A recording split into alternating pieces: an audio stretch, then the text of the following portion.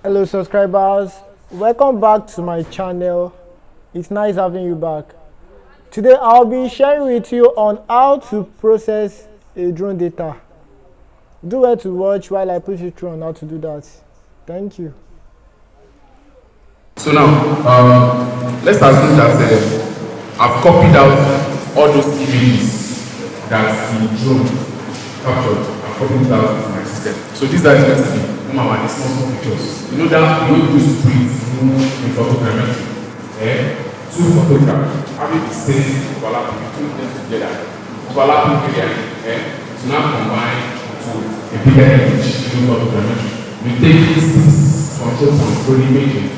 1, 2, 3, 4, 5, 6. 1, 2, 3, 4, 5, 6. So all those things. So instead of going through all those processes manually with photogrammetry, there's a software that does it by itself.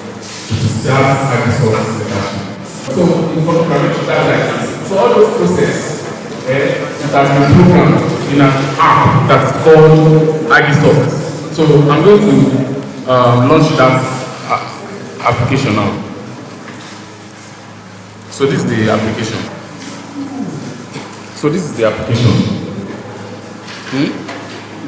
So once the application launches, this is actually like.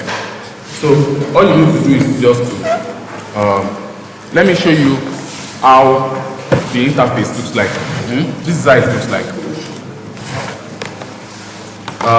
This is, I said it the other time that every application which I'm managing file, the file is the interface between the software and your laptop.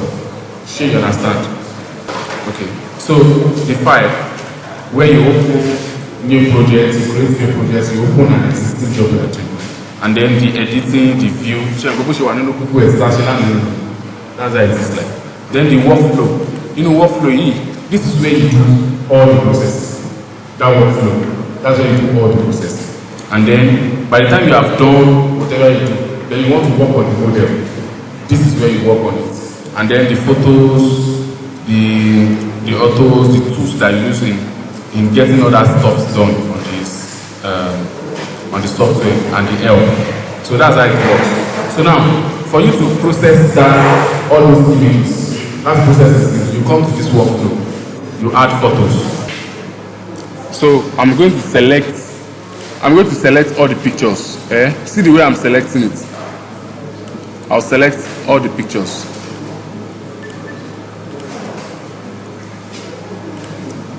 Can you see? So now I've selected all the pictures. So I'll just press open. So gbogbo àwọn pictures, the location to pick àwọn pictures here, only one here. Can you see? So the drone ṣe move. So most likely when I did the flight plan, so bó ṣe the flight plan yẹn ṣe lọ ní lọ báyìí. Gbogbo line tá yẹn tẹ̀lé lẹ́kàn the flight plan yẹn ṣe lọ ní line yẹn lọ báyìí, ó lọ báyìí. Do you get? So bó ṣe máa ṣe nìyẹn, don't worry. By the time you do it on your own, you'll get to understand it more. So by the time this is there, then you go to your workflow again. Like I said before, everything that you do is going to be in that workflow. You have to process imaging. So then you come to align the photos. You now align the photos. Medium, all these things. Okay. So aligning. Just as it will not take much time. So by the time it aligns it, show our pictures and everything. So what it is doing now, by aligning the photos, what it is doing now is it is selecting all those pictures 2 by 2 and overlapping it. 2 by 2, overlap it.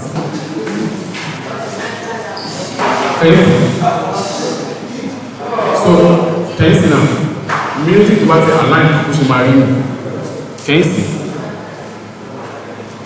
So gbogbo àwọn point tó ti mú yẹn, these are there. So you can see kini àwọn lines here was, that is the sensor tó sense sílẹ̀ tó fi pick àwọn height. Those are the traces of those lines, and then the picture was taken shakam on the terrain. You understand? So those are the pictures that you are seeing here like that. So once you align the photos and you are done, ó máa ti máa mú picture yẹn wá in small fragments as you can see. Okay, ó máa ti máa gbé wá díẹ̀. So you just need to continue to the next step. So the next step will now be from that aligning photos, you now build your dense cloud. Don't forget, don't go too high. Medium is okay. So you need to know the deliverables, like I said the other time.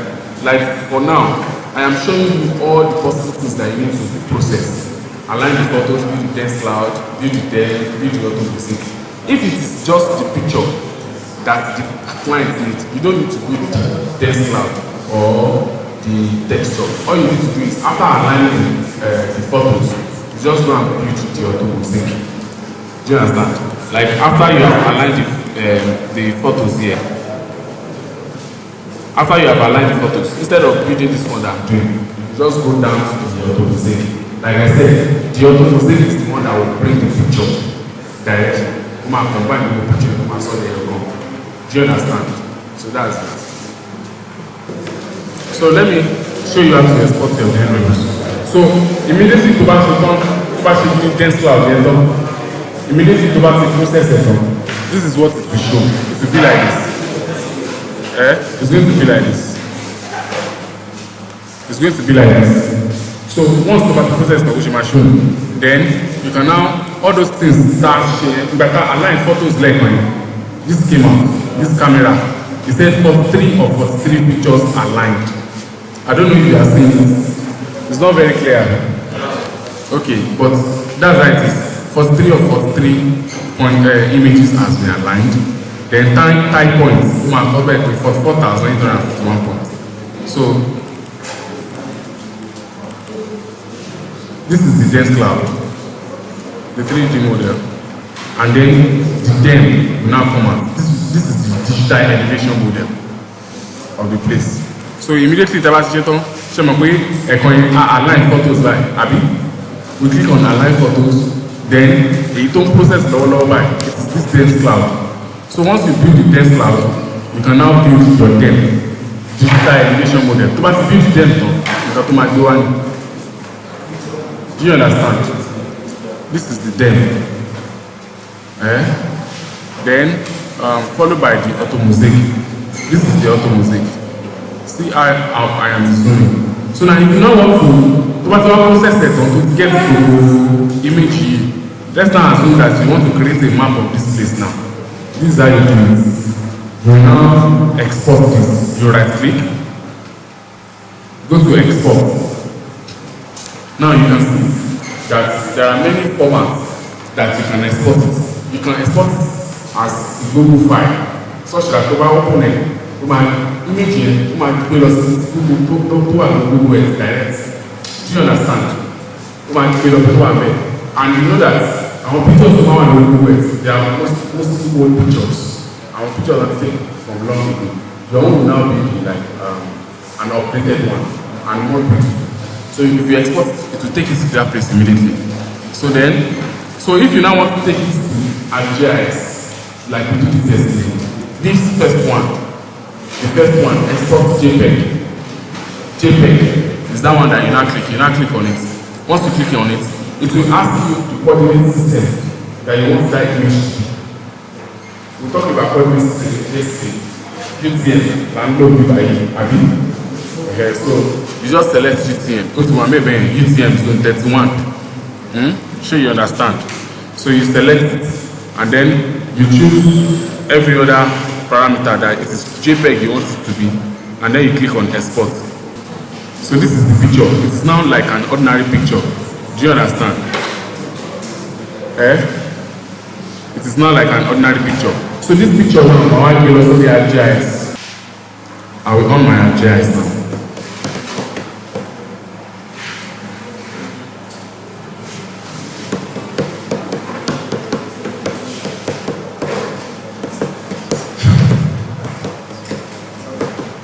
So you go to your add data, you click on it. This is it, Yaba, and then I add. So I add like we did that yesterday, Abi. So now, only that. Now look at it. check this space. You see that it is in its original content. Can you see?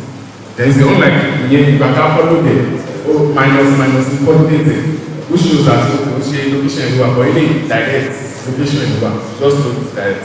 So what I just need to do is create my shape file for buildings, for roads, digitize it, and what? Export it to AutoCAD. And that's all.